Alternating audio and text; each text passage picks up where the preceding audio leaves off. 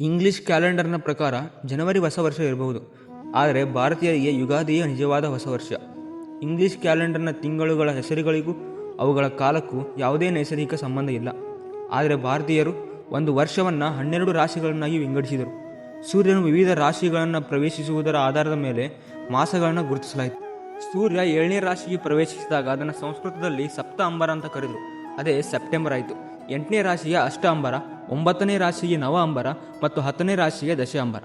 ಅಲ್ಲಿಗೆ ಇದರ ಪ್ರಕಾರ ಡಿಸೆಂಬರ್ 10ನೇ ತಿಂಗಳಾಯಿತು ಮತ್ತು ಜನವರಿ 11ನೇ ತಿಂಗಳು, ಫೆಬ್ರವರಿ 12ನೇ ತಿಂಗಳು ಮತ್ತು ಮಾರ್ಚ್ ವರ್ಷದ ಮೊದಲ ತಿಂಗಳಾಯಿತು. ಸೂರ್ಯನು ಮೊದಲ ರಾಶಿಯಾದ ಮೇಷ ರಾಶಿಯನ್ನು ಪ್ರವೇಶಿಸುತ್ತಾನೆ. ಆದ್ದರಿಂದ ಯುಗಾದಿ ಹೊಸ ವರ್ಷವಾಯಿತು. ಜನವರಿ ತಿಂಗಳಲ್ಲಿ ಕೇವಲ ಕ್ಯಾಲೆಂಡರ್ ಬದಲಾಗುತ್ತೆ, ಆದರೆ ಯುಗಾದಿಯ ಸಮಯದಲ್ಲಿ ಸಂಪೂರ್ಣ ಪ್ರಕೃತಿಯೇ ಬದಲಾವಣೆಯಾಗುತ್ತೆ. ಭೂಮಿಯು ತನ್ನ ಅಕ್ಷದಲ್ಲಿ 23.5 ಡಿಗ್ರಿ ವಾಲಿರುವುದರಿಂದ ಈ ಸಮಯದಲ್ಲಿ ಸೂರ್ಯನ ಕಿರಣಗಳು ಭೂಮಿಯ ಮೇಲೆ ಸಮನಾಗಿ ಬೀಳುತ್ತವೆ.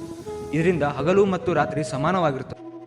ಸಸ್ಯಗಳಲ್ಲಿ ಫೋಟೋಸಿಂಥೆಸಿಸ್ ಪ್ರಕ್ರಿಯೆಯು ವೇಗವಾಗಿ ನಡೆದು ಹೊಸ ಚಿಗುರು ಮತ್ತು ಹೂಗಳು ಅರಳುತ್ತವೆ. ಪ್ರಾಣಿ ಸಂಕುಲದಲ್ಲಿ ಹೊಸ ಚೈತನ್ಯ ಮೂಡುತ್ತದೆ. ಇಡೀ ಪ್ರಕೃತಿಯೇ ಮರುಜನ್ಮ ಪಡೆಯುವ ಕಾಲವೇ ಯುಗದ ಆದಿ, ಅಂದರೆ ಯುಗಾದಿ. ಪುರಾಣದ ಪ್ರಕಾರ ಈ ಕಾಲದಲ್ಲಿಯೇ ಬ್ರಹ್ಮ ಸೃಷ್ಟಿಯನ್ನು ಆರಂಭಿಸಿದನು. ಆದ್ದರಿಂದ ಇದು ಕಾಲದ ಹೊಸ ಆರಂಭ.